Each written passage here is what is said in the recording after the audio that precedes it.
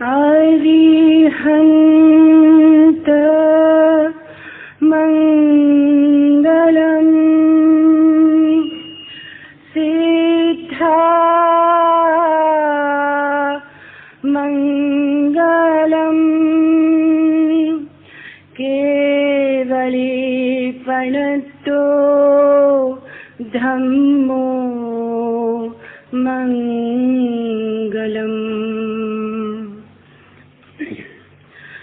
जरा मरण वेगेणं भुज्यमानान् पाणिनं धम्मो दिवोपैठाय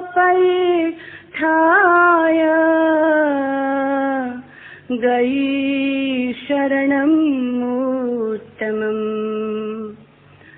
जरा और मरण के तेज प्रवाह में बहते हुए जीव के लिए धर्म ही एकमात्र द्वीप, प्रतिष्ठा, गति और उत्तम शरण है।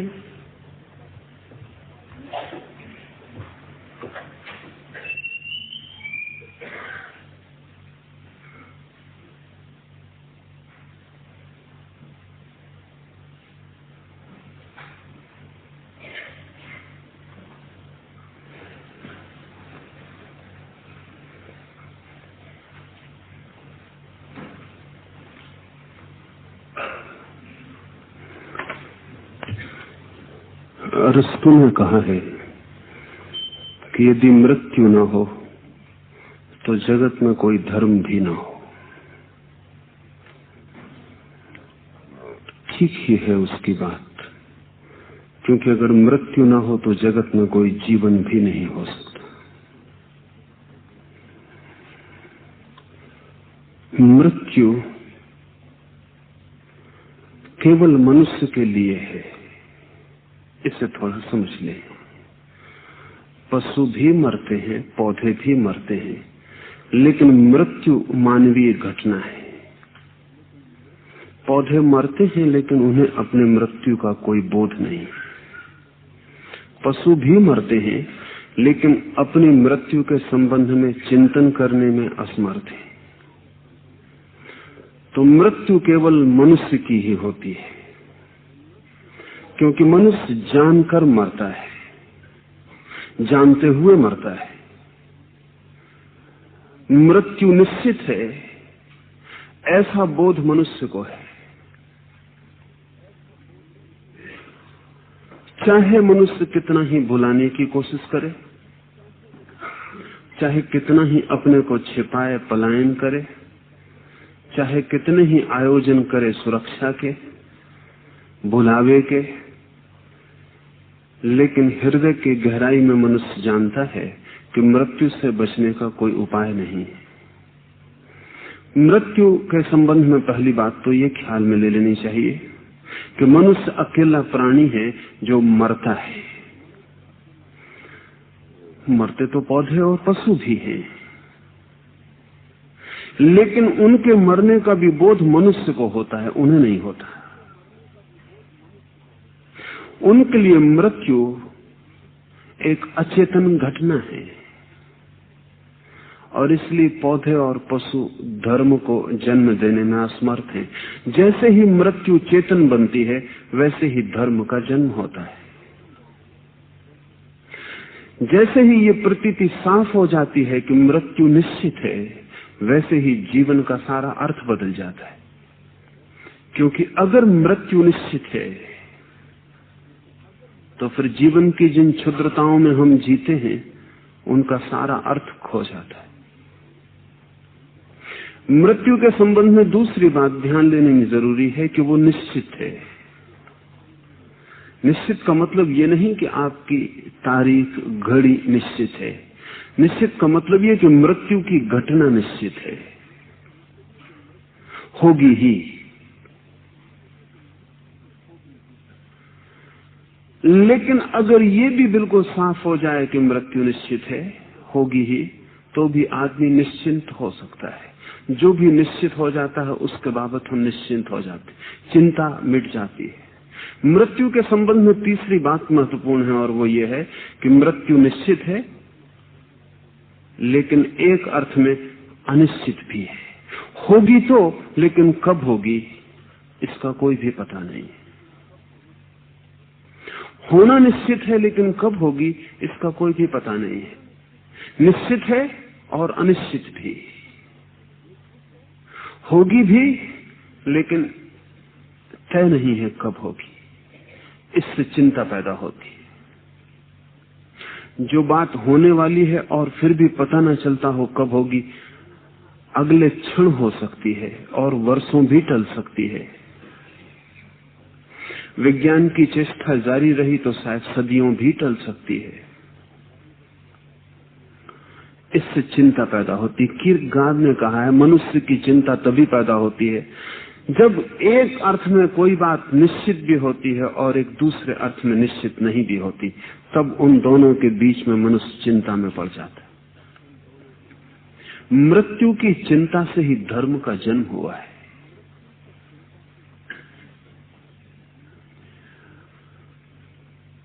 लेकिन मृत्यु की चिंता हमें बहुत सालती नहीं है। हमने उपाय कर रखे हैं। जैसे रेलगाड़ी में दो डब्बों के बीच में बफर होते हैं। उन बफर की वजह से गाड़ी में कितना ही धक्का लगे, डब्बे के भीतर लोगों को उतना धक्का नहीं लगता। बफर धक्के को झेल लेता है। कार में स्प्रिंग होते हैं, रास्ते के गड्ढों को स्प्रिंग झेल लेते हैं। अंदर बैठे हुए आदमी को पता नहीं चलता। आदमी ने अपने मन में भी बफर लगा रखे हैं, जिनकी वजह से वो मृत्यु का जो धक्का अनुभव होना चाहिए उतना अनुभव नहीं हो पाता। मृत्यु के और आदमी के बीच में हमने बफर का इंतजाम कर रखा। वो बफर बड़े अद्भुत है। उन्हें समझ लें तो फिर मृत्यु में प्रवेश हो सके। और ये सूत्र मृत्यु के संबंध में है। मृत्यु से ही धर्म की शुरुआत होती, इसलिए ये सूत्र धर्म के संबंध में है। कभी आपने ख्याल न किया हो, जब भी हम कहते हैं मृत्यु निश्चित है तो हमारे मन में लगता है प्रत्येक को मरना पड़ेगा, लेकिन उस प्रत्येक में आप सम्मिलित नहीं होते। ये बफर है। जब भी हम कहते हैं हर एक को मरना होगा, तब भी हम बाहर होते हैं, संख्या के भीतर नहीं होते। हम गिनने वाले होते हैं, मरने वाले कोई और होते हैं। हम जानने वाले होते हैं, मरने वाले कोई और होते हैं। जब भी मैं कहता हूं मृत्यु निश्चित है, तब भी ऐसा नहीं लगता कि मैं मरूंगा। ऐसा लगता है हर कोई मरेगा। एनोनिमस, उसका कोई नाम नहीं है, वो हर आदमी को मरना पड़ेगा। लेकिन मैं उसमें सम्मिलित नहीं होता हूं। मैं बाहर खड़ा हूं। मैं मरते हुए लोगों की कतार देखता हूं, लोगों को मरते हुए देखता हूं, जन्मते देखता हूं। मैं गिनती करता रहता हूं। मैं बाहर खड़ा रहता हूं। मैं सम्मिलित नहीं होता। जिस दिन मैं सम्मिलित हो जाता हूं, बफर टूट जाता है। बुद्ध ने मरे हुए आदमी को देखा और बुद्ध ने पूछा, क्या सभी लोग मर जाते? सारथी ने कहा, सभी लोग मर जाते। बुद्ध ने तत्काल पूछा, क्या मैं भी मरूंगा? हम नहीं पूछते। बुद्ध की जगह हम होते, इतने से हम तृप्त हो जाते कि सब लोग मर जाते। बात खत्म हो गई। लेकिन बुद्ध ने तत्काल पूछा, क्या मैं भी मर जाऊंगा? जब तक आप कहते हैं सब लोग मर जाते हैं, तब तक आप बफर के साथ जी रहे हैं। जिस दिन आप पूछते हैं क्या मैं भी मर जाऊंगा, ये सवाल महत्वपूर्ण नहीं है कि सब मरेंगे कि नहीं मरेंगे। सब ना भी मरते हों और मैं मरता हूं तो भी मृत्यु मेरे लिए उतनी ही महत्वपूर्ण है। क्या मैं भी मर जाऊंगा? लेकिन ये प्रश्न भी दार्शनिक की तरह पूछा जा सकता है और धार्मिक की तरह पूछा जा सकता है। जब हम दार्शनिक की तरह पूछते हैं तब फिर बफर खड़ा हो जाता है। तब हम मृत्यु के संबंध में सोचने लगते हैं, मैं के संबंध में नहीं। जब धार्मिक की तरह पूछते हैं तो मृत्यु महत्वपूर्ण नहीं रह जाती, मैं महत्वपूर्ण हो जाता हूं। सारथी ने कहा कि किस मुंह से मैं आपसे कहूं कि आप भी मरेंगे, क्योंकि ये कहना अशुभ है। लेकिन झूठ भी नहीं बोल सकता हूं, मरना तो पड़ेगा ही आपको भी। तो बुद्ध ने कहा रथ वापस लौटा लो, क्योंकि मैं मर ही गया, जो बात होनी ही वाली है वो हो ही गई। अगर ये निश्चित ही है तो 30, 40, 50 साल बाद क्या फर्क पड़ता है? बीच के 50 साल मृत्यु जब निश्चित ही है तो आज हो गई, वापस लौटा लो। वे जाते थे एक युवक महोत्सव में भाग लेने, यूथ फेस्टिवल में भाग लेने। रथ बीच से वापस लौटा लिया। उन्होंने कहा कि अब मैं बूढ़ा हो ही गया, अब युवक महोत्सव में भाग लेने का कोई अर्थ न रहा। युवक महोत्सव में तो वही लोग भाग ले सकते हैं जिन्हें मृत्यु का कोई पता नहीं। और फिर मैं मर ही गया। सारथी ने कहा अभी तो आप जीवित हैं, मृत्यु तो बहुत दूर है। ये बफर है। बुद्ध को बफर टूट गया, सारथी को नहीं टूटा। सारथी कहता है मृत्यु तो बहुत दूर है। हम सभी सोचते हैं मृत्यु होगी, लेकिन सदा बहुत दूर, कभी। ध्यान रहे, आदमी के मन की क्षमता है, जैसे हम एक दिए का प्रकाश लेके चलें तो 2, 3, 4 कदम तक प्रकाश पड़ता है। ऐसे ही मन की क्षमता है। बहुत दूर रख दें किसी चीज को तो फिर मन की पकड़ के बाहर हो जाता है। मृत्यु को हम सदा बहुत दूर रखते हैं, उसे पास नहीं रखते। मन की क्षमता बहुत कम है, इतने दूर की बात व्यर्थ हो जाती है। एक सीमा है हमारे चिंतन की, दूर जिसे रख देते हैं वो बफर बन जाता है। हम सब सोचते हैं मृत्यु तो होगी, लेकिन बूढ़े से बूढ़ा आदमी भी ये नहीं सोचता कि मृत्यु आसन्न है। कोई ऐसा नहीं सोचता कि मृत्यु अभी होगी, सभी सोचते हैं कभी होगी। जो भी कहता है कभी होगी, उसने बफर निर्मित कर लिया। वो मरने के क्षण तक भी सोचता रहेगा कभी कभी, और मृत्यु को दूर हटाता रहेगा। अगर बफर तोड़ना हो तो सोचना पड़ेगा मृत्यु अभी, इसी क्षण हो सकती। ये बड़े मजे की बात है कि बच्चा पैदा हुआ और इतना बूढ़ा हो जाता है कि उसी वक्त मर सकता है। हर बच्चा पैदा होते ही काफी बूढ़ा हो जाता है कि उसी वक्त चाहे तो मर सकता है। बूढ़े होने के लिए कोई 70-80 साल रुकने की जरूरत नहीं। जन्मते ही हम मृत्यु के हकदार हो जाते हैं। जन्म के क्षण के साथ ही हम मृत्यु में प्रविष्ट हो जाते हैं। जन्म के बाद मृत्यु समस्या है और किसी भी क्षण हो सकती है। जो आदमी सोचता है कभी होगी वो अधार्मिक बना रहेगा। जो सोचता है अभी हो सकती, इसी क्षण हो सकती, उसके बफर टूट जाएंगे। क्योंकि अगर मृत्यु अभी हो सकती है तो आपकी जिंदगी का पूरा पर्सपेक्टिव, देखने का परिप्रेक्ष्य बदल जाएगा। किसी को गाली देने जा रहे थे, किसी की हत्या करने जा रहे थे, किसी का नुकसान करने जा रहे थे, किसी से झूठ बोलने जा रहे थे, किसी की चोरी कर रहे थे, किसी की बेईमानी कर रहे थे। मृत्यु अभी हो सकती है तो फिर नए ढंग से सोचना पड़ेगा कि झूठ का कितना मूल्य है अब, बेईमानी का कितना मूल्य है अब। अगर मृत्यु अभी हो सकती है तो जीवन का पूरा ढांचा दूसरा हो जाए। बफर हमने खड़े किए हैं। पहला कि मृत्यु सदा दूसरे की होती है। It is always the other who dies. कभी भी आप नहीं मरते, कोई और मरता है। दूसरा, मृत्यु बहुत दूर है, चिंतनीय नहीं। लोग कहते हैं अभी तो जवान हो, अभी धर्म के संबंध में चिंतन की क्या जरूरत है। उनका मतलब आप समझते हैं? वो ये कह रहे हैं कि अभी जवान हो, अभी मृत्यु के संबंध में चिंतन की क्या जरूरत है। धर्म और मृत्यु पर्यायवाची हैं। ऐसा कोई व्यक्ति धार्मिक नहीं हो सकता जो मृत्यु को प्रत्यक्ष अनुभव न कर रहा हो, और ऐसा कोई व्यक्ति जो मृत्यु को प्रत्यक्ष अनुभव कर रहा हो धार्मिक होने से नहीं बच सकता। तो दूर रखते हैं हम मृत्यु को। फिर अगर मृत्यु न दूर रखी जा सके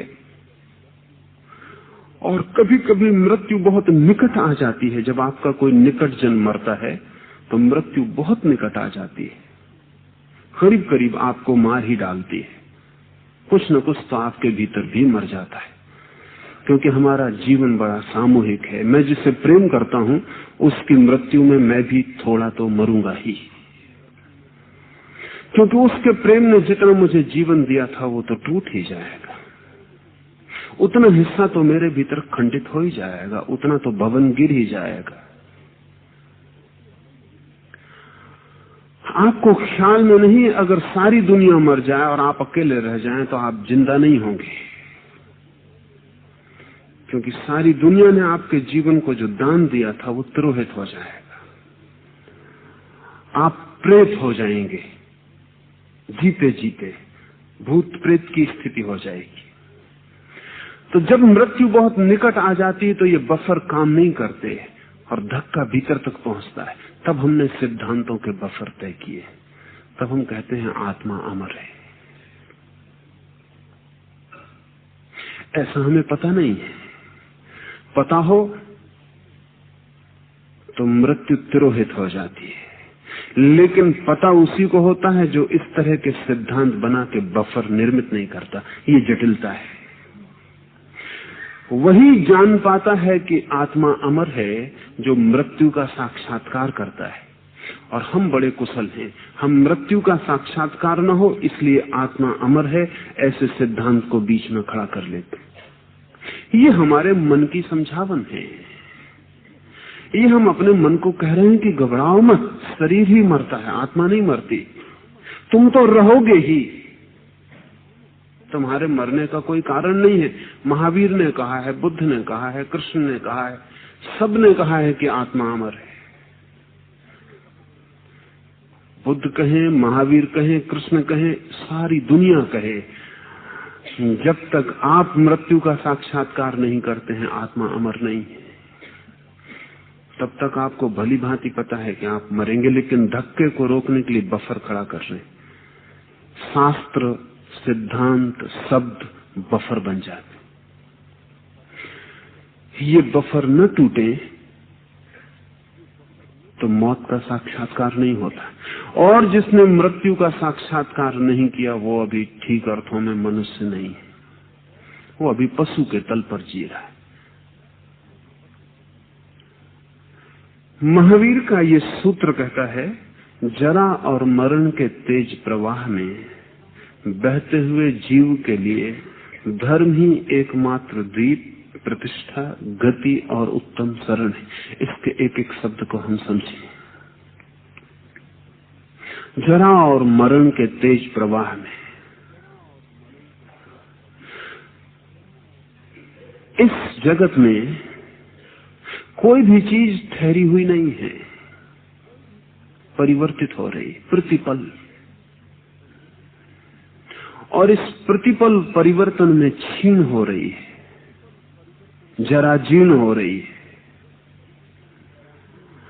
आप जो महल बनाए हैं वो कोई 1000 साल बाद खंडहर होगा ऐसा नहीं, वो अभी खंडहर होना शुरू हो गया है, नहीं तो 1000 साल बाद भी खंडहर हो नहीं पाएगा।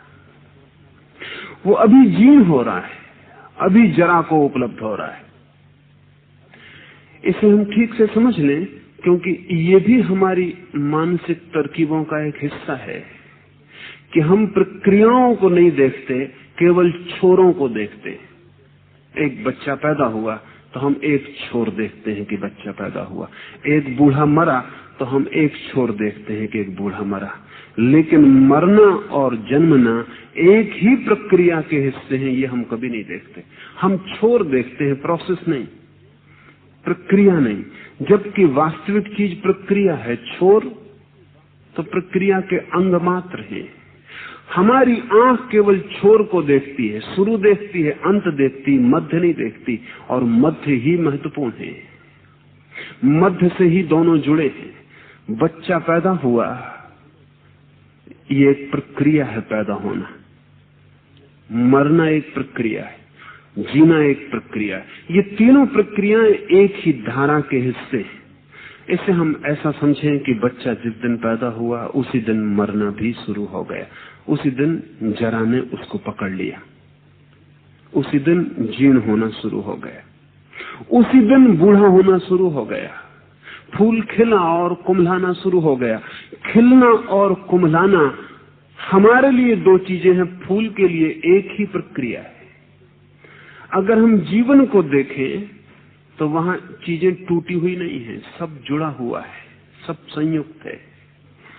जब आप सुखी हुए तभी दुख आना शुरू हो गया, जब आप दुखी हुए तभी सुख आना शुरू हो गया, जब आप बीमार हुए तभी स्वास्थ्य की शुरुआत, जब आप स्वस्थ हुए तभी बीमारी की शुरुआत। लेकिन हम तोड़ कर देखते हैं, तोड़ के देखने में आसानी होती।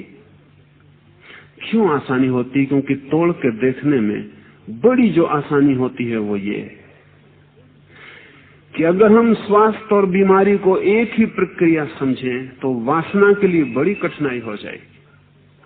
अगर हम जन्म और मृत्यु को एक ही बात समझें तो कामना किसकी करेंगे, चाहेंगे किसे?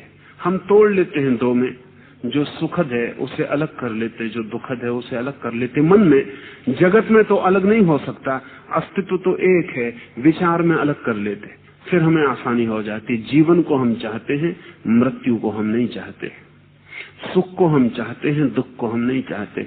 और यही मनुष्य की बड़ी से बड़ी भूल है, क्योंकि जिसे हम चाहते हैं और जिसे हम नहीं चाहते वो एक ही चीज के दो हिस्से हैं। इसलिए हम जिसे चाहते हैं उसके कारण ही हम उसको निमंत्रण देते हैं जिसे हम नहीं चाहते, और जिसे हम नहीं चाहते हैं उसे हटाते हैं मकान के बाहर, और हम उसके साथ उसे भी विदा कर देते हैं जिसे हम चाहते हैं। आदमी की वासना टिक पाती है चीजों को खंड खंड बांट लेने से। अगर हम जगत की समग्र प्रक्रिया को देखें तो वासना को खड़े होने का कोई उपाय नहीं है। तब अंधेरा और प्रकाश, दुख और सुख, शांति और अशांति, जीवन और मृत्यु एक ही चीज के हिस्से हो जाते। महावीर कहते हैं जरा और मरण के तेज प्रवाह में, जरा का अर्थ है प्रत्येक चीज जीर्ण हो रही है।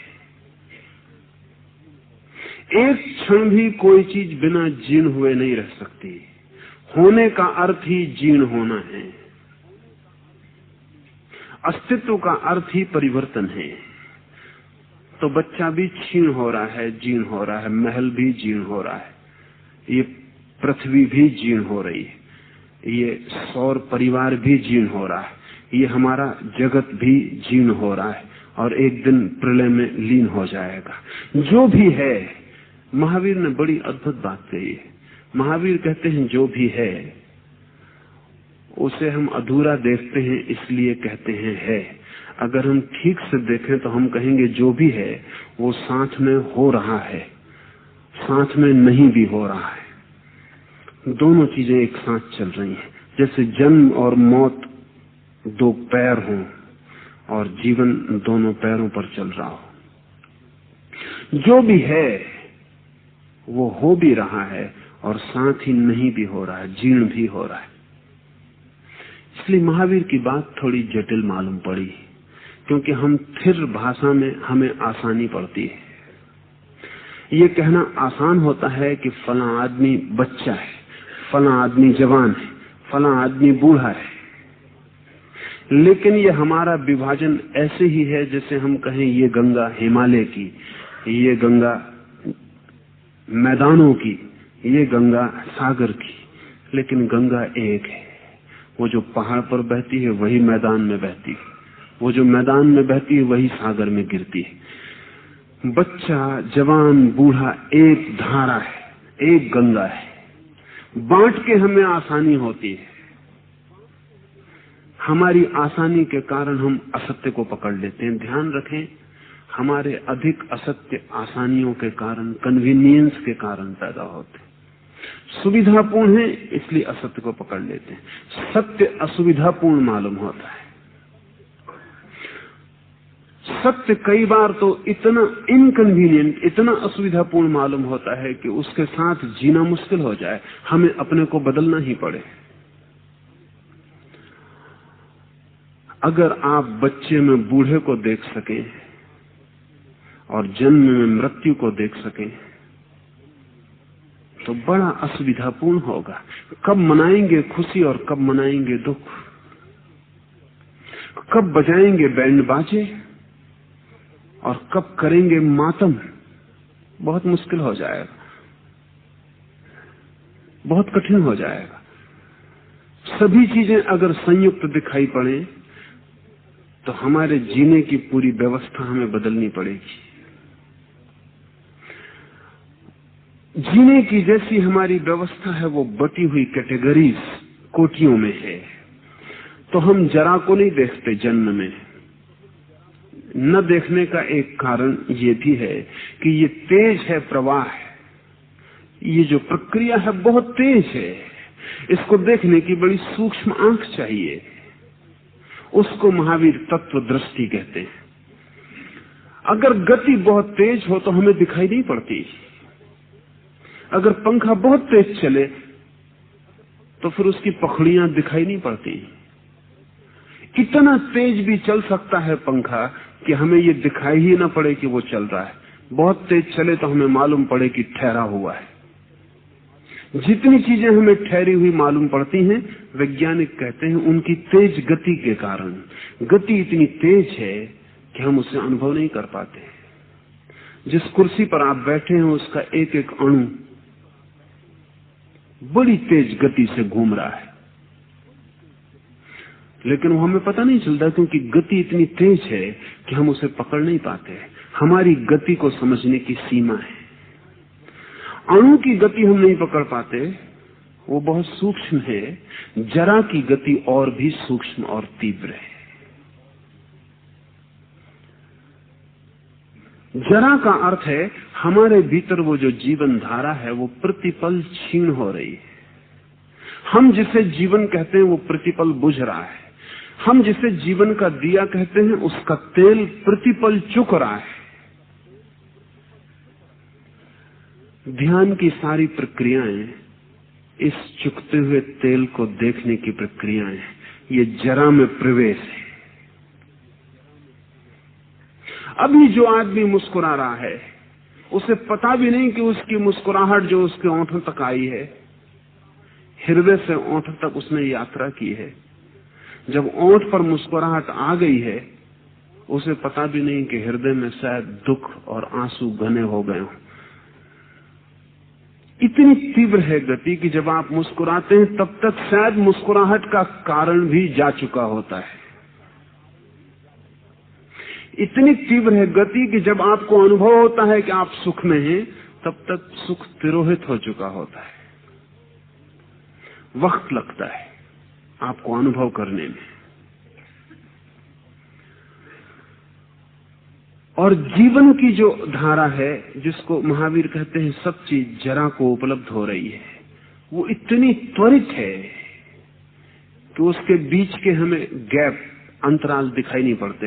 एक दिया जल रहा है, कभी आपने ख्याल किया कि आपको दिए की लौ में कभी अंतराल दिखाई पड़ते? लेकिन वैज्ञानिक कहते हैं कि दिए की लौ प्रतिपल धुआं बन रही है। नया तेल नई लौ पैदा कर रहा है। पुरानी लौ मिट रही है, नई लौ पैदा हो रही। पुरानी लौ विलीन हो रही, नई लौ जन्म रही। दोनों के बीच में अंतराल है, खाली जगह जरूरी है, नहीं तो पुरानी मिट ना सकेगी, नई पैदा ना हो सकेगी। जब पुरानी मिटती है और नई पैदा होती, उन दोनों के बीच जो खाली जगह है वो हमें दिखाई नहीं पड़ती। वो इतनी तेजी से चल रहा है कि हमें लगता है कि लौ, वही लौ जल रही है। बुद्ध ने कहा है कि सांझ हम दिया जलाते हैं तो सुबह हम कहते हैं उसी दिए को हम बुझा रहे हैं जिसे सांझ जलाया था। उस दिए को हम कभी नहीं बुझा सकते सुबह जिसे हमने सांझ जलाया था। वो लौ तो लाख दफा बुझ चुकी जिसको हमने सांझ जलाया था, करोड़ दफा बुझ चुकी। जिस लौ को हम सुबह बुझाते हैं उससे तो हमारी कोई पहचान ही न थी, सांझ तो वो थी ही नहीं। तो बुद्ध ने कहा है कि हम उसी लौ को नहीं बुझाते, उसी लौ की धारा में आई हुई लौ को बुझाते, संतति को बुझाते। वो लौ अगर पिता थी तो 1000 करोड़ पीढ़ियां बीत गई रात भर में। उसका अब जो संतति है सुबह, इन 12 घंटे के बाद उसको हम बुझाते। लेकिन इसे अगर हम फैला कर देखें तो बड़ी हैरानी होगी। मैंने आपको गाली दी,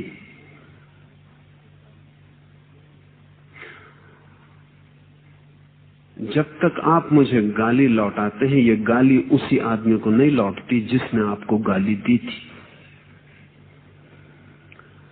लौ को तो समझना आसान है कि सांझ जलाई थी और सुबह, लेकिन ये जो जरा की धारा है इसको समझना मुश्किल है। आप उसी को गाली वापस नहीं लौटा सकते जिसने आपको गाली दी थी। वहां भी जीवन क्षीण हो रहा है, वहां भी लौ बदलती जा रही है। जिसने आपको गाली दी थी वो आदमी अब नहीं है, उसकी संतति है। उसी धारा में एक नई लौ है। हम कुछ भी लौटा नहीं सकते, लौटाने का कोई उपाय नहीं है, क्योंकि जिसको लौटाना है वो वही नहीं है, बदल गया। हेराक्लितुस ने कहा है एक ही नदी में दोबारा उतरना असंभव है। निश्चित ही असंभव है, क्योंकि दोबारा जब आप उतरते हैं वो पानी बह गया जिसमें आप पहली बार उतरे थे। हो सकता है अब सागर में हो वो पानी, हो सकता है अब बादलों में पहुंच गया हो सकता है फिर गंगोत्री पे गिर रहा हो, लेकिन अब उस पानी से मुलाकात आसान नहीं है दोबारा। और अगर हो भी जाए तो आपके भीतर का भी जीवन धारा बदल रही है। अगर वो पानी दोबारा भी मिल जाए तो जो उतरा था नदी में वो दोबारा आदमी नहीं मिलेगा। दोनों नदी हैं, नदी भी एक नदी है, आप भी एक नदी है, आप भी एक प्रवाह है। सारा जीवन एक प्रवाह है। इसको महावीर कहते हैं जरा। इसका एक छोर जन्म है और दूसरा छोर मृत्यु है। जन्म में ज्योति पैदा होती है, मृत्यु में उसकी संतति समाप्त होती है। इस बीच के हिस्से को हम जीवन कहते हैं, जो कि क्षण क्षण बदल रहा है। ये प्रवाह तेज है, ये प्रवाह इतना तेज है कि इसमें पैर रोक के खड़ा होना भी मुश्किल है। हालांकि हम सब खड़े होने की कोशिश करते हैं। जब हम एक बड़ा मकान बनाते हैं तो हम इस ख्याल से नहीं बनाते कि कोई और इसमें रहेगा, या कभी कोई ऐसा आदमी है जो मकान बनाता है कोई और इसमें रहेगा। नहीं, आप अपने लिए मकान बनाते, लेकिन सदा आपके बनाए मकानों में कोई और रहता है। आप अपने लिए धन इकट्ठा करते हैं, लेकिन सदा आपका धन किन्हीं और हाथों में पड़ता है। जीवन भर जो आप चेष्टा करते हैं, उस चेष्टा में कहीं भी पैर थमाने का कोई उपाय नहीं है।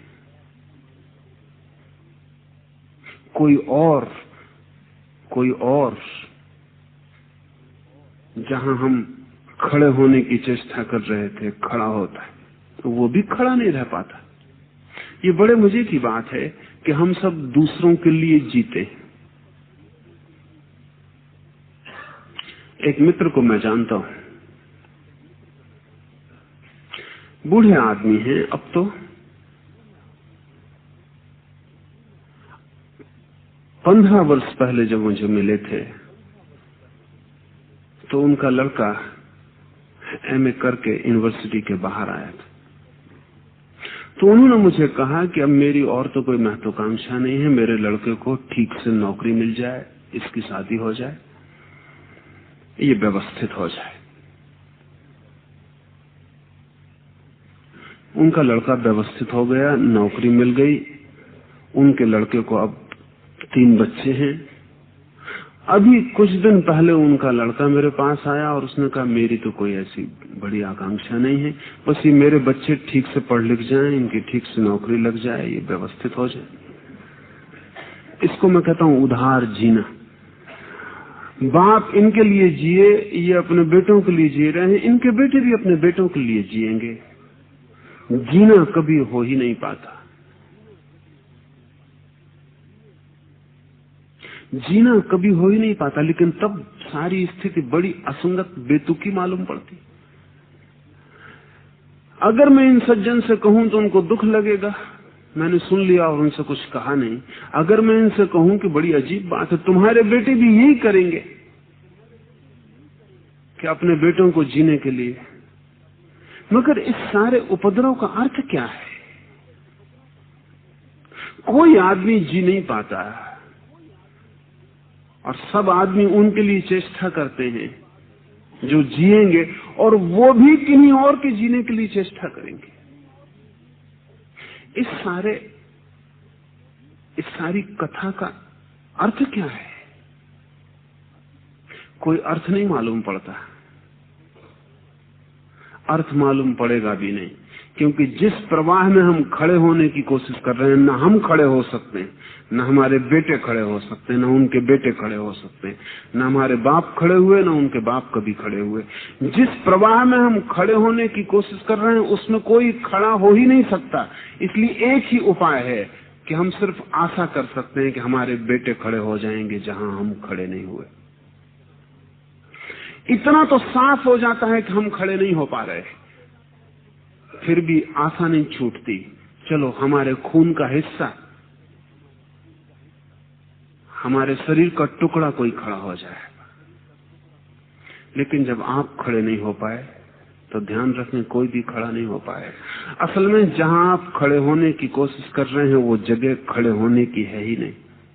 महावीर कहते हैं, जरा और मरण के तेज प्रवाह में बहते हुए जीव के लिए धर्म ही एकमात्र शरण है। इस प्रवाह में जो शरण खोजेगा उसे शरण कभी भी नहीं मिलेगी। इस प्रवाह में कोई शरण है ही नहीं, ये सिर्फ प्रवाह है। तो महावीर के दो हिस्से ठीक से समझने, एक जिसे हम जीवन कहते हैं उसे महावीर जरा और मरण का प्रवाह कहते हैं। उसमें अगर खड़े होने की कोशिश की तो आप खड़े होने की कोशिश में ही मिट जाएंगे, खड़े नहीं हो पाएंगे। उसमें खड़े होने का उपाय ही नहीं है। और ऐसा मत सोचना जैसा कि कुछ नासमझ सोचते चले जाते, जैसा कि नेपोलियन कहता है कि मेरे शब्दकोश में असंभव जैसा कोई शब्द नहीं। ये बचकानी बात है, ये बहुत बुद्धिमान आदमी नहीं कह सकता, और नेपोलियन बहुत बुद्धिमान हो भी नहीं सकता, क्योंकि वो कहता है कि मेरे शब्दकोश में असंभव जैसी कोई बात नहीं, लेकिन इस कहने के 2 साल बाद ही वो जेल खाने में पड़ा हुआ है हेलेना के।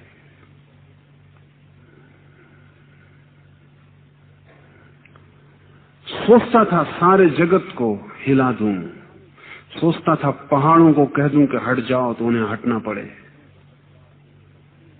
लेकिन हेलेना के द्वीप में एक दिन सुबह घूमने निकला है और एक घास वाली औरत पगडंडी से चली आ रही है।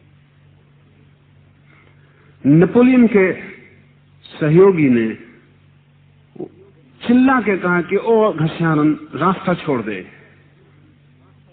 लेकिन घसियारन ने रास्ता नहीं छोड़ा, क्योंकि हारे हुए नेपोलियन के लिए कौन घसियारन रास्ता छोड़ने को तैयार हो सकती।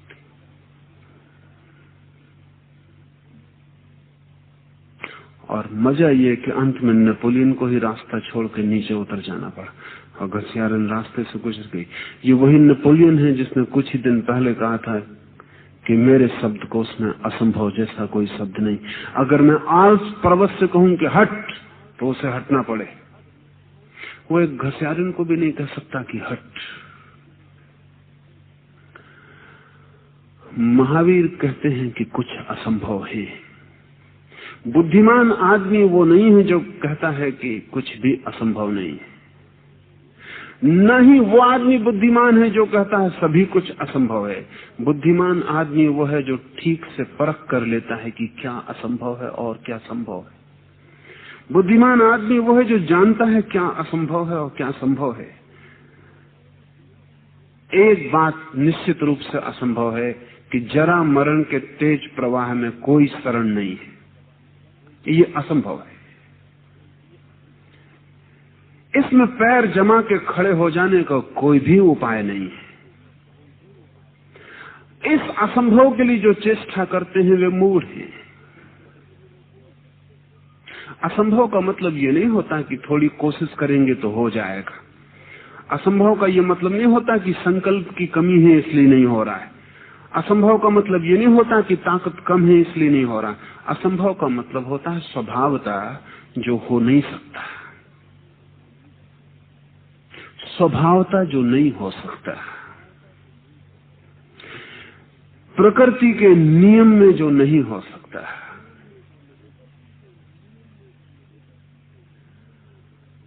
महावीर ये नहीं कहते कि आकाश में उड़ना असंभव है। जो कहते हैं वो गलत साबित हो गए। और महावीर जैसे आदमी कभी नहीं कहेंगे कि आकाश में उड़ना असंभव। जब पशु पक्षी उड़ लेते हैं तो आदमी उड़ ले, इसमें कोई बहुत असंभावना नहीं है। जब पशु पक्षी उड़ लेते हैं तो आदमी भी कोई इंतजाम कर लेगा और उड़ लेगा। चांद पर पहुंच जाना महावीर नहीं कहेंगे असंभव है, क्योंकि चांद और जमीन के बीच फासला कितना ही हो, आखिर फासला ही है। फासले पूरे किए जा सकते हैं। इस संबंध में ईसाईयत कमजोर है। ईसाईयत ने ऐसी बातें असंभव कही जिनको विज्ञान ने संभव करके बता दिया, और उसके कारण पश्चिम में धर्म की प्रतिष्ठा गिर गई। धर्म की प्रतिष्ठा गिरने का कारण यह बना कि ईसाईयत ने ऐसे दावे किए थे कि ये हो ही नहीं सकता, वो हो गया। जब हो गया तो फिर ईसाईयत मुश्किल में पड़ गई। लेकिन इस मामले में भारतीय धर्म अति वैज्ञानिक है। महावीर ने ऐसा कोई दावा नहीं किया है जो विज्ञान किसी दिन गलत कर सके। जिससे ये दावा, महावीर कहते हैं जरा मरण के तीव्र प्रवाह में कोई शरण नहीं है। इसे कभी भी कोई स्थिति में गलत नहीं किया जा सकता, क्योंकि ये गहरे से गहरा जीवन के नियम का हिस्सा है। शरण मिल सकती है उसमें जो स्वयं परिवर्तित न होता हो। जो स्वयं ही परिवर्तित हो रहा है उसमें शरण कैसी? शरण का मतलब होता है आप मेरे पास आए और आपने कहा कि मुझे शरण दें, दुश्मन मेरे पीछे लगे हैं, मुझे बचाएं। मैं आपको कहता हूं कि ठीक है, मैं आश्वासन देता हूं कि आपको बचाऊंगा। लेकिन मेरे आश्वासन का मतलब तभी हो सकता है जब मैं कल भी मैं ही रहूं। कल जब मैं ही नहीं रहूंगा तो दिए गए आश्वासन का कितना मूल्य है?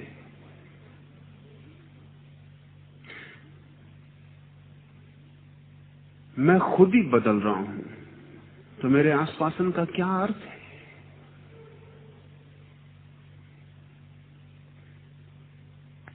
किरगाद ने कहा है कि मैं कोई आश्वासन नहीं दे सकता। I can not promise anything. इसलिए नहीं दे सकता कि मैं किस भरोसे आश्वासन दूं। कल सुबह मैं ही मैं रह जाऊंगा, इसका कोई पक्का नहीं है। तो जिसने आश्वासन दिया था वो ही जब नहीं रहेगा तो आश्वासन का क्या अर्थ है? जो खुद बदल रहा है वो क्या आश्वासन दे सकता है? जहां परिवर्तन ही परिवर्तन है वहां शरण कैसी? करीब करीब ऐसा है कि दोपहर है और घनी धूप है और आप एक वृक्ष की छाया में बैठ गए। लेकिन आपको पता है ये वृक्ष की छाया बदल रही है, थोड़ी देर में ये हट जाएगी। ये वृक्ष की छाया शरण नहीं बन सकती, क्योंकि ये छाया है और बदल रही है, ये परिवर्तित हो रही है। इस जगत में जहां जहां हम शरण खोजते हैं वे सभी कुछ परिवर्तित हो रहे हैं। जिसे हम पकड़ते हैं वो खुद ही बहा जा रहा है। बहाव को हम पकड़ने की कोशिश करते हैं और उस आश्वासन में जीते हैं। जो खुद बदल रहा है उसके साथ कैसी शरण संभव हो सकती? इसलिए महावीर कहते हैं जरा मरण के तीव्र प्रवाह में कोई भी शरण नहीं है। चाहे धन, चाहे यश, चाहे पद, चाहे प्रतिष्ठा, चाहे मित्र, पति पत्नी, संबंध, पुत्र, सब बहे जा रहे हैं। इस बहाव में जहां हजार हजार बहाव हो रहे हैं, जो आदमी सोचता है कि मैं पकड़ के रुक जाऊं, ठहर जाऊं, पैर जमा लूं, वो आदमी दुख में पड़ेगा। यही दुख हमारे जीवन का नरक है। किसी के प्रेम को हम सोचते हैं शरण, सोचते हैं मिल गई छाया। अब किसी का प्रेम हमें वरद छाया की तरह घेरे रहेगा, लेकिन सब चीजें बदल रही हैं। कल छाया बदल जाएगी। सुबह छाया कहीं होगी, दोपहर कहीं होगी, सांझ कहीं होगी।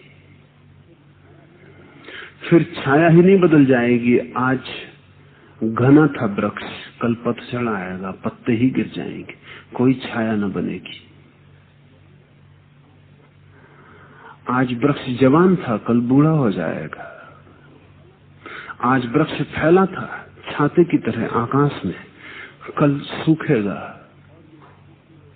और ये सूखना सिकुड़ना ये प्रतिपल चल रहा है।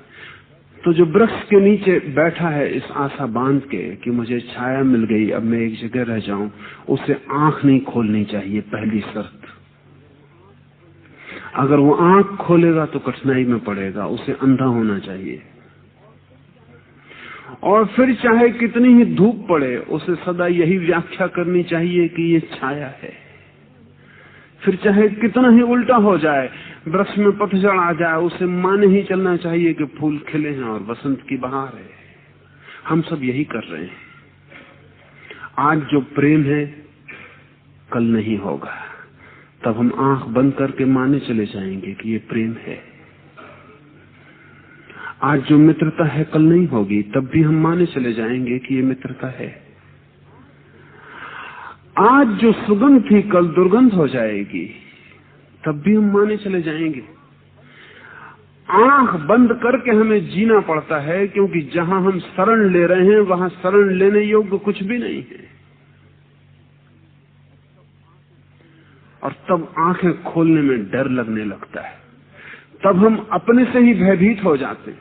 हम किसी चीज को फिर बहुत साफ नहीं देख पाते, क्योंकि डर है कि जो हम मान रहे हैं कहीं ऐसा न हो कि वहां हो ही नहीं। तो फिर हम आंख बंद करके जीने लगते। हम सब अंधों की तरह जीते, बहरों की तरह जीते। फिर जो है उसको हम नहीं देखते, जो था हम माने चले जाते हैं वही है, और हम उसको मान के ही व्यवहार किए चले जाते हैं। ये जो हमारी चित्त दशा है विक्षिप्त जैसी है। लेकिन कारण क्या है? कारण ये नहीं है कि मैंने जिसे प्रेम किया वह आदमी ईमानदार ना था, नहीं, ये कारण नहीं। मैंने जिसे प्रेम किया वो एक प्रवाह था, ईमानदार और बेईमान का कोई भी सवाल नहीं। इसका ये मतलब नहीं कि मैंने जिस पर मैत्री का भरोसा किया वो भरोसे योग्य न था, नहीं, वो एक प्रवाह था। मैंने प्रवाह पर भरोसा किया। चलती हुई बहती हुई हवाओं पर जो भरोसा करता है वो कठिनाई में पड़ेगा ही। ये कठिनाई किसी की बेईमानी से पैदा नहीं होती, न किसी के धोखे से पैदा होती है। मेरा तो अनुभव ऐसा है कि इस सारे जगत में 99% कठिनाइयां कोई जान के पैदा नहीं करता, प्रवाह से पैदा होती। आदमी बदल जाते हैं और रोक नहीं सकते अपने को बदलने से। कोई बच्चा कब तक बच्चा रहेगा, जवान होगा ही निश्चित ही। बचपन में उस बच्चे ने मां को जो आश्वासन दिए वो जवान होकर नहीं दे सकता। बच्चे के जवान होने में ही ये बात छिपी है कि मां की तरफ पीठ हो जाएगी, जिसकी तरफ मुंह था ये हो ही जाएगा। ये बच्चा मां की तरफ ऐसे देखता था जैसे उससे सुंदर इस जगत में कोई भी नहीं। लेकिन एक दिन मां की तरफ पीठ हो जाए कि कोई और सौंदर्य दिखाई पड़ना शुरू हो जाए, और तब मां को लगेगा कि धोखा हो गया। सभी माओं को लगता है कि धोखा हो गया। अपना ही लड़का, लेकिन उनको पता नहीं कि उनको जिस पति ने प्रेम किया था वो भी किसी का लड़का था, वहां भी धोखा हो गया था। अगर वो भी अपनी मां को ही प्रेम करता चला जाता तो उनका पति होने वाला नहीं था। लड़का जवान होगा तो मां से जो प्रेम था वो बदलेगा, छाया हट जाएगी, किसी और पर पड़ेगी, किसी और को घेर लेगी। तब धोखा नहीं हो रहा है, सिर्फ हम प्रवाह को प्रेम कर रहे थे, ये जाने बिना कि वो प्रवाह है। हम मानते थे कि कोई स्थिर चीज है, इसलिए अड़चन हो रही है, इसलिए कठिनाई हो रही है। आज 10 लोग आपको आदर देते हैं तो आप बड़े आश्वस्त हैं। कल ये 10 लोग आपको आदर नहीं देंगे, आप बड़े निराश और दुखी हो जाएंगे। ऐसा नहीं कि ये 10 लोग बुरे थे, ये 10 लोग प्रवाह थे, प्रवाह बदल जाएंगे। हम आदर देते भी एक ही आदमी को सदा आदर नहीं दे सकते, हम प्रवाह हैं। हम आदर देते देते भी ऊब जाते हैं, आदर के लिए भी हमें नया आदमी खोजना पड़ता है। हम प्रेम भी एक ही आदमी को नहीं दे सकते, हम प्रवाह हैं, हम प्रेम देते देते भी ऊब जाते हैं, हमें प्रेम के लिए भी नए लोग खोजने पड़ते हैं। हम एक सतत बदलाहट है, और हम ही बदलाहट है ऐसा नहीं, हमारे चारों तरफ जो भी है सब बदलाहट है। अगर हम इस जगत को इसकी बदलाहट में देख सकें तो हमारे दुखी होने का कोई भी कारण नहीं है। वृक्ष की छाया बदल जाएगी, वृक्ष भी क्या कर सकता है, सूरज बदल रहा है, और सूरज को क्या मतलब है इस वृक्ष की छाया से, और वृक्ष क्या कर सकता है, वर्षा नहीं आई, और वर्षा को क्या मतलब है इस वृक्ष से, और वृक्ष क्या कर सकता है कि भारी ताप हुई, सूर्य की आग बरसी, पत्ते सूख गए और गिर गए, क्या मतलब है धूप को इस वृक्ष से।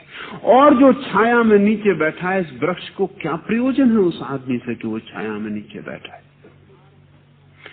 ये सारा का सारा जगत अनंत प्रवाह है, उस प्रवाह में जो भी पकड़ के शरण खोजता है वो दुख में पड़ जाता है। लेकिन तब क्या कोई शरण है ही नहीं?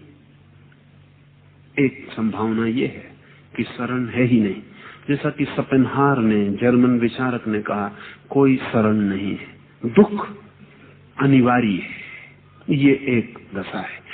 अगर आदमी ठीक से सोचेगा तो एक विकल्प ये उठता है कि दुख अनिवार्य है, दुख होगा ही। ये बड़ा निराशाजनक, लेकिन शोपेनहावर कहता है सत्य यही है, हम कर भी क्या सकते हैं। फ्रायड ने पूरे जीवन चिंतन करने के बाद यही कहा कि आदमी सुखी हो नहीं सकता। क्यों? क्योंकि जहां भी पकड़ता है वहीं चीजें बदल जाती हैं, और ऐसी कोई चीज नहीं है जो न बदले और आदमी पकड़ ले। शोपेनहावर कहता है कि सब दुख है, सुख सिर्फ आशा है, दुख वास्तविकता है। सुख का एक ही उपयोग है, सुख है तो नहीं, सिर्फ उसकी आशा का एक उपयोग है कि आदमी दुख को झेल लेता है। दुख को झेलने में राहत मिलती है सुख की आशा से। लगता है आज नहीं कल मिलेगा, आज नहीं कल मिलेगा, तो आज का दुख झेलने में आसानी हो जाती है। लेकिन सुख है नहीं, क्योंकि सभी कुछ प्रवाह है, सभी कुछ बदला जा रहा है। आपकी आशाएं कभी पूरी नहीं होंगी, क्योंकि आपकी आशाएं ऐसे जगत में पूरी हो सकती हैं जहां चीजें बदलती ना हो। इसे थोड़ा ठीक से समझ लें। आप जो भी आशाएं करते हैं वो एक ऐसे जगत की करते हैं जहां सब चीजें ठहरी हुई हैं। मैं जिसे प्रेम करता हूं तो प्रेम की क्या आशा है आप जानते हैं? प्रेम की आशा है अनंत हो, शाश्वत हो, सदा रहे, फिर कभी कुमलाए ना, कभी मुरझाए ना, कभी बदले ना। ये आशा एक ऐसे जगत की है जहां प्रवाह ना हो, चीजें सब स्थिर हों। अगर ठीक से समझे तो एक बिल्कुल मरे हुए जगत की, क्योंकि जहां जरा से भी बदलाहट होगी वहां सब अस्त व्यस्त हो जाएगा। तो हम एक ऐसा जगत चाहते हैं, बिल्कुल मरा हुआ जगत, जहां सब चीजें ठहरी हैं, सूरज अपनी जगह, छाया अपनी जगह, प्रेम अपनी जगह, सब ठहरा हुआ है, आदर श्रद्धा अपनी जगह, बेटा अपनी जगह, पति अपनी जगह, सब ठहरा हुआ है। तो हम एक मौन का जगत बना लें, बिल्कुल मृत, जहां कोई चीज कभी नहीं बदलती, लेकिन तब भी हम सुखी ना होंगे, क्योंकि तब लगेगा सब मर गया। फ्रायड कहता है आदमी की आकांक्षाएं असंभव हैं, वो कभी सुखी नहीं हो सकता। अगर जगत बदलता रहे तो वो दुखी होता है कि जो चाहा था वो नहीं हुआ। अगर जगत बिल्कुल स्थिर हो जाए, जो वो चाहे वही हो जाए, तो भी वो दुखी हो जाएगा, क्योंकि तब उसमें कोई रस न रहेगा। अगर गुलाब का फूल खिले और खिला ही रहे और फिर कभी न मुरझाए, तो प्लास्टिक के फूल में और गुलाब के फूल में फर्क क्या होगा? और आप भगवान से प्रार्थना करने लगोगे कि कभी तो ये मुरझाए, कभी तो ऐसा हो कि ये गिरे और बिखर जाए। अब ये छाती पर भारी पड़ने लगा। कहते हैं आप शाश्वत प्रेम, आपको पता नहीं। शाश्वत प्रेम मिल जाए तो एक ही प्रार्थना उठे कि इससे छुटकारा कैसे हो। हम सब चाहते हैं ठहरा हुआ जगत, लेकिन चाह सकते हैं क्योंकि वो मिलता नहीं। मिल जाए तो कठिनाई खड़ी हो जाए। फ्रायड कहता है आदमी एक असंभव आकांक्षा है। जियां पाल सार्त्र ने इस बात को अभी एक नया रुख दिया और वो कहता है man is a absurd passion. वासना ही मूढ़तापूर्ण है। आदमी एक वासना है जो मूढ़तापूर्ण है। कुछ भी हो जाए आदमी दुखी होगा, दुख अनिवार्य है। महावीर के इस विश्लेषण से एक तो रास्ता ये है जो शोपेनहावर या फ्रायड या सार्त्र कहते हैं, लेकिन महावीर निराशावादी नहीं है। महावीर कहते हैं कि जगत एक प्रवाह है, लेकिन इस जगत में छिपा हुआ एक ऐसा तत्व भी है जो प्रवाह नहीं है। उसे महावीर धर्म कहते हैं। जरा और मरण के तेज प्रवाह में बहते हुए जीव के लिए धर्म ही एकमात्र द्वीप, प्रतिष्ठा, गति और शरण है। ये जो हम देख रहे हैं चारों तरफ बहता हुआ, यही अगर सब कुछ है तो निराशा के अतिरिक्त कोई उपाय नहीं है। और अगर निराशा के अतिरिक्त कोई उपाय नहीं तो सिर्फ मूढ़ ही जी सकते हैं। बुद्धिमान आत्मघात कर लेंगे। कुछ बुद्धिमान तो आत्मघात करते हैं और कहते हैं कि सिर्फ मूढ़ ही जी सकते हैं। थोड़ी दूर तक ये बात सच भी मालूम पड़ती है कि मूढ़ ही जी सकते हैं। जीने के लिए एक घनी मूढ़ता चाहिए। अब ये जो बाप कह रहा है कि बेटे को काम पर लगा देने के लिए जी रहा है, ये बेटा अपने बेटे को काम पर लगा देने के लिए जी रहा है। बड़ी घनी मूढ़ता चाहिए ये इस सब को चलाए रखने के लिए। अंधापन चाहिए, दिखाई ही ना पड़े कि हम क्या कर रहे हैं।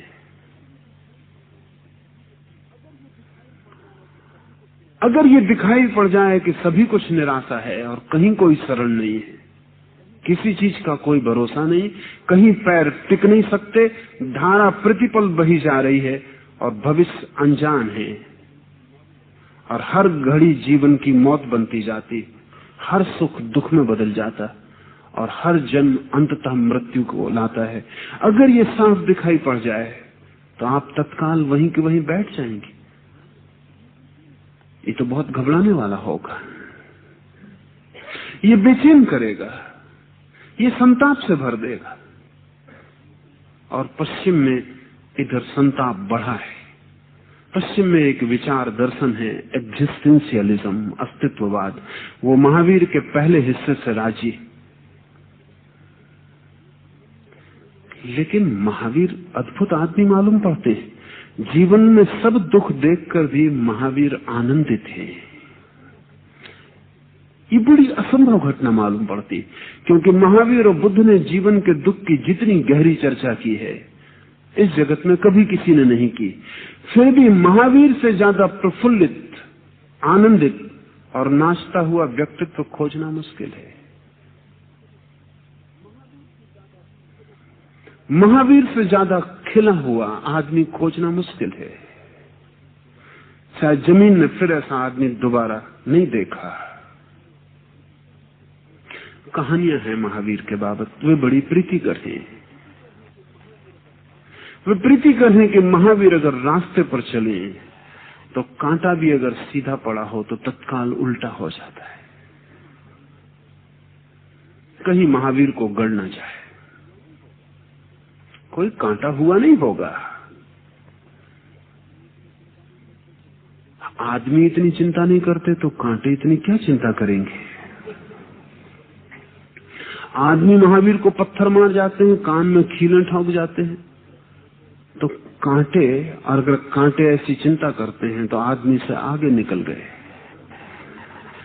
लेकिन जिन्होंने कहा है किन्हीं कारण से कहा है, वैज्ञानिक तथ्य नहीं है लेकिन बड़ा गहरा सत्य है, और जरूरी नहीं है सत्य के लिए कि वो वैज्ञानिक तथ्य हो ही। सत्य बड़ी और बात है। इस बात में सत्य है, इस बात में इतना सत्य है कि कोई उपाय ही नहीं है महावीर को कांटे के गड़ने का। कैसा ही कांटा हो महावीर के लिए उल्टा ही होगा, और हमारे लिए कांटा कैसा ही हो सीधा ही होगा, ना भी हो तो भी होगा। हम मखमल की गद्दी पे चलें तो भी कांटे गड़ने वाले हैं। महावीर कांटों पे भी चलें तो कांटे नहीं गड़ते हैं, यही मतलब है। कांटों की तरफ से नहीं है ये बात महावीर की तरफ से है। महावीर के लिए कोई उपाय नहीं है कि कांटा गड़ सके। जो आदमी दुख की इतनी बात करता है कि सारा जीवन दुख है, उस आदमी को कांटा नहीं गड़ता दुख का। जरूर इसने किसी और जीवन को भी जान लिया। इसका अर्थ हुआ कि यही जीवन सब कुछ नहीं है। जिसे हम जीवन कहते हैं वो जीवन की परिपूर्णता नहीं है, केवल परिधि है। जिसे हम जीवन जानते हैं वो केवल सतह है, उसकी गहराई नहीं। और इस सतह से छूटने का तब तक कोई उपाय नहीं है जब तक सतह के साथ हमारी आशा बंधी है। इसलिए महावीर इस सतह के सारे दुख को उघाड़ के रख देते हैं, इस सारे दुख को उघाड़ के रख देते हैं। इसका सारा हड्डी मांस मज्जा खोल के रख देते हैं कि ये दुख है। ये इसलिए नहीं कि आदमी दुखी हो जाए, ये इसलिए नहीं कि आदमी आत्मघात कर ले, ये इसलिए कि आदमी रूपांतरित हो जाए, उस नए जीवन में प्रविष्ट हो जाए जहां दुख नहीं है। ये एक नई यात्रा का निमंत्रण है। इसलिए महावीर निराशावादी नहीं है, दुखवादी नहीं, पेसिमिस्ट नहीं है। महावीर आनंदवादी है। फिर दुख की इतनी बात करते हैं। पश्चिम में तो बहुत गलतफहमी पैदा होती। अल्बर्ट सवीजर ने भारत के ऊपर बड़े से बड़ी आलोचना की, और बहुत समझदार व्यक्तियों में सवीजर एक है। उसने कहा कि भारत जो है वो दुखवादी है। इनका सारा चिंतन, इनका सारा धर्म दुख से भरा है, ओतप्रोत है, निराशावादी है। इन्होंने जीवन की सारी जड़ों को सूखा डाला है और उन्होंने जीवन को कालिक से पोत दिया है। सवीजर थोड़ी दूर तक ठीक कहता है, हमने ऐसा किया है, लेकिन फिर भी सवीजर की आलोचना गलत है। अगर महावीर के ऊपर के वचनों को कोई देखकर चले तो लगेगा ही सब जरा है, सब दुख है, सब पीड़ा। अगर महावीर से आप कहेंगे देखते हैं ये स्त्री कितनी सुंदर है, तो महावीर कहेंगे थोड़ा और गहरा देखो, थोड़ा चमड़ी के भीतर जाओ, थोड़ा झांको, तब तुम्हें असली सौंदर्य का पता चलेगा। तब तुम्हें हड्डी मांस मज्जा के अतिरिक्त कुछ भी नहीं मिलेगा। सुना है मैंने, मुल्ला नसरुद्दीन जवान हुआ, एक लड़की के प्रेम में पड़ा। उसके पिता ने उसे समझाने के लिए कहा कि तू बिल्कुल पागल है, थोड़ा समझबूझ से काम ले। जरा सोच, जिस सौंदर्य के पीछे तू दीवाना है, that beauty is only skin deep, वो सौंदर्य केवल चमड़ी की गहराई का है। तो मुल्ला नसरुद्दीन ने कहा, that is enough for me, I am not a cannibal. मेरे लिए काफी है अगर चमड़ी पर सौंदर्य, मैं कोई आदमखोर तो नहीं हूं कि भीतर तक की स्त्री को खा जाऊं। ऊपर ऊपर काफी है, भीतर का करना क्या है? I am not a cannibal. तो ठीक कहा, हम भी यही मान के जीते। ऊपर ऊपर काफी है, भीतर जाने की जरूरत क्या है?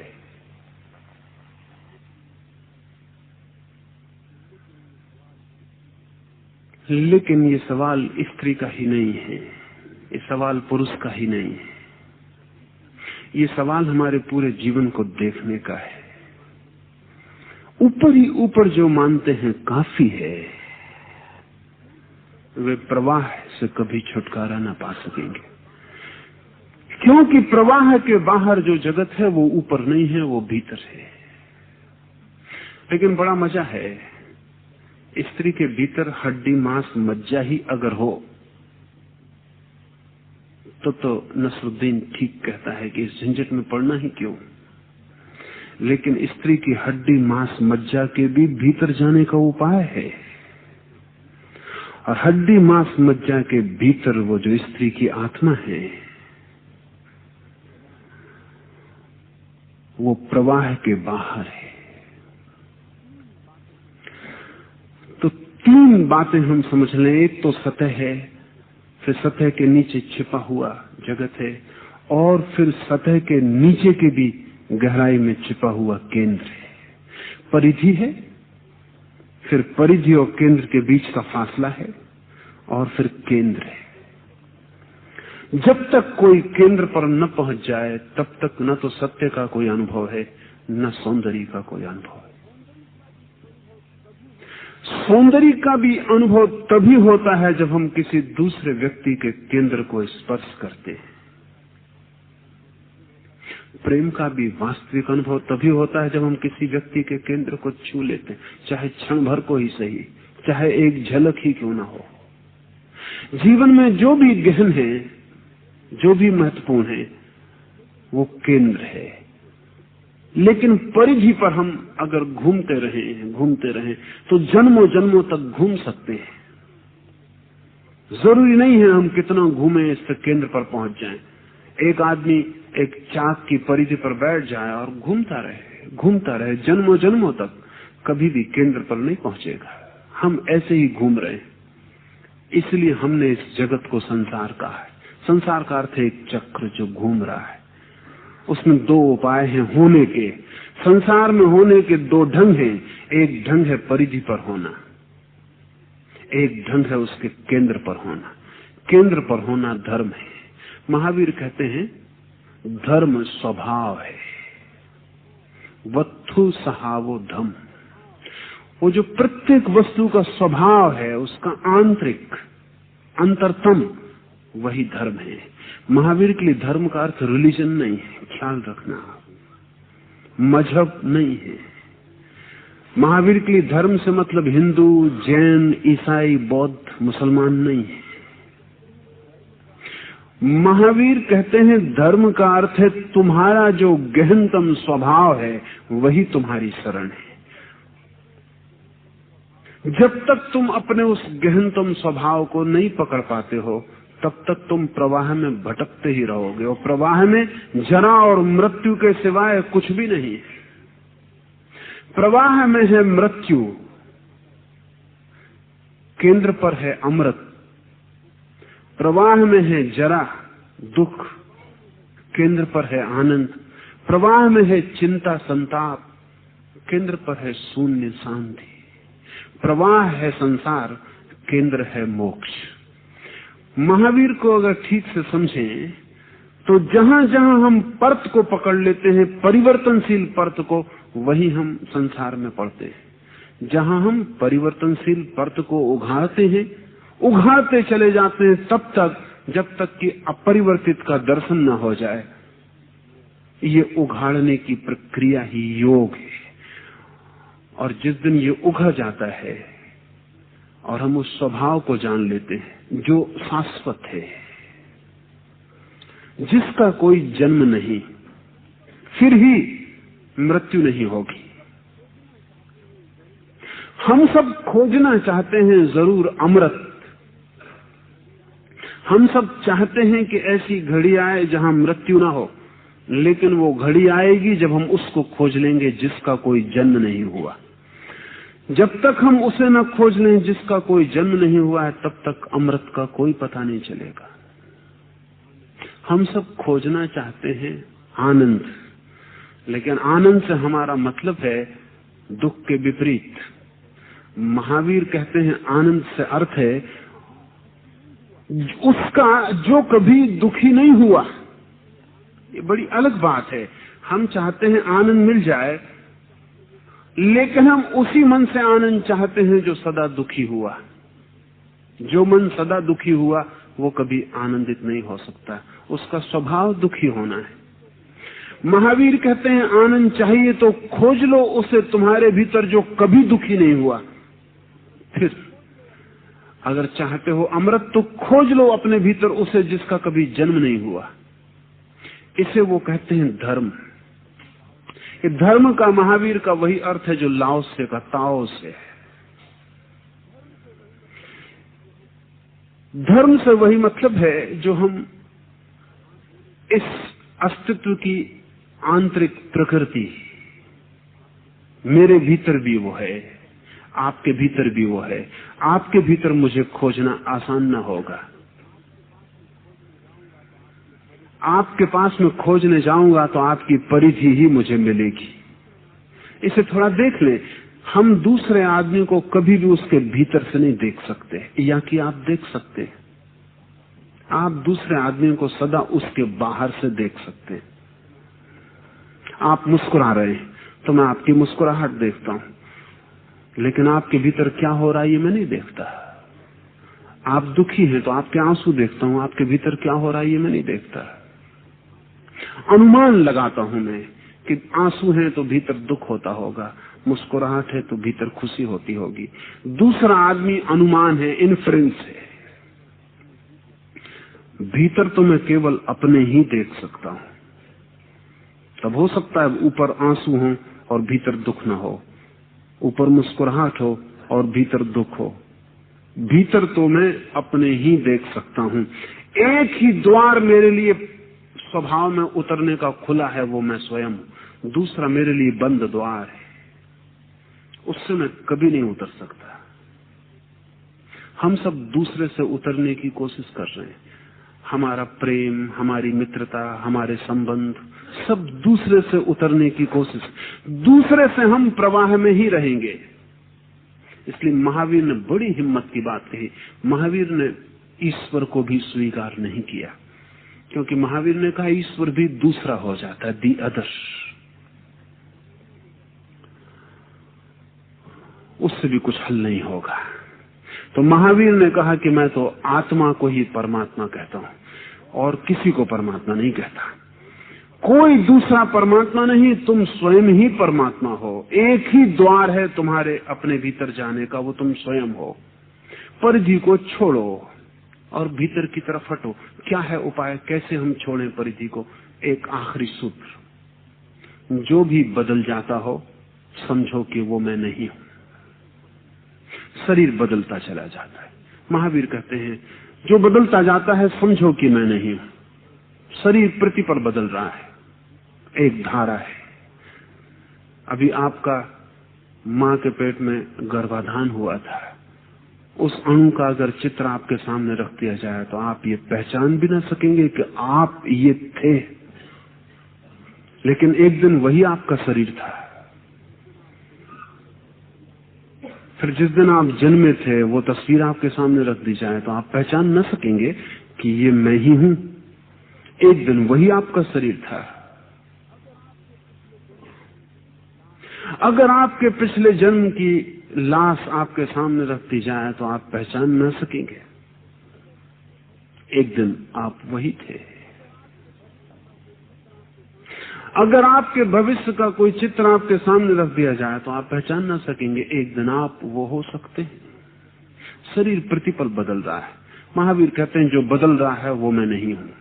इसको धारणा करो, इसको गहन में उतारते चले जाओ। ये तुम्हारे चेतन अचेतन में पोर पोर डूब जाए कि जो बदल रहा है वो मैं नहीं हूं। मन भी बदल रहा है, प्रतिपल बदल रहा है। शरीर तो थोड़ा धीरे धीरे बदलता है, मन तो और तेजी से बदल रहा है। तो महावीर कहते हैं जो बदल रहा है वो मैं नहीं हूं, मन भी मैं नहीं हूं। प्रतिपल धारणा को गहरा करते जाओ, यही एकाग्र चिंतन रह जाए कि मन भी मैं नहीं हूं। अभी ये विचार क्षण भर भी नहीं टिकता, दूसरा विचार वो भी नहीं टिकता, तीसरा विचार। मन एक धारा है विचारों की, वो भी मैं नहीं हूं। ऐसा डूबते जाओ भीतर, डूबते जाओ भीतर। जब तक तुम्हें परिवर्तनशील कुछ भी दिखाई पड़े तत्काल अपने को तोड़ लो, उससे दूर हो जाओ। एक दिन उस जगह पहुंच जाओगे जहां कुछ परिवर्तनशील नहीं दिखाई पड़ेगा, जिससे तोड़ना हो अपने को। जिस दिन वो घड़ी आ जाए जहां कुछ भी परिवर्तित होता हुआ न दिखाई पड़े, जानना कि धर्म में प्रवेश हुआ। वही स्वभाव है। और महावीर कहते हैं यही स्वभाव द्वीप है, यही स्वभाव प्रतिष्ठा है, यही स्वभाव गति है। गति का अर्थ यही स्वभाव एकमात्र मार्ग है और कोई गति नहीं है। और यही स्वभाव उत्तम शरण है। अगर जाना ही है किसी की शरण तो इस स्वभाव की शरण चले जाओ।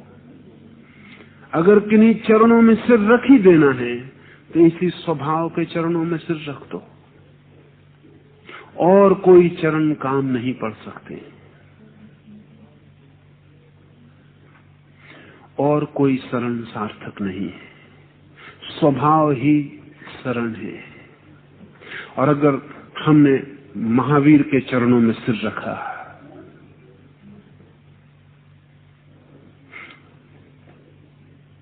और अगर हमने कहा कि जिसमें जाना है स्वयं को उसकी शरण हम जाते हैं, तो ये केवल अपनी शरण आने के लिए एक माध्यम है, इससे ज्यादा नहीं। जो इस शरण में ही रुक जाए वो भटक गया। महावीर की भी शरण अगर कोई जाता है तो सिर्फ इसलिए कि अपनी शरण आ सके। और महावीर की भी शरण जाता है इसीलिए कि हम नहीं पहुंच पाए अपने स्वभाव तक, कोई पहुंच गया है। जो हम हो सकते हैं कोई हो गया है। जो हमारी संभावना है किसी के लिए वास्तविक हो गई। लेकिन वो भी वस्तुतः हम अपने ही स्वभाव की शरण जा रहे हैं। उसके अतिरिक्त कोई गति, कोई द्वीप, कोई शरण नहीं। आज इतना ही, लेकिन 5 मिनट रुक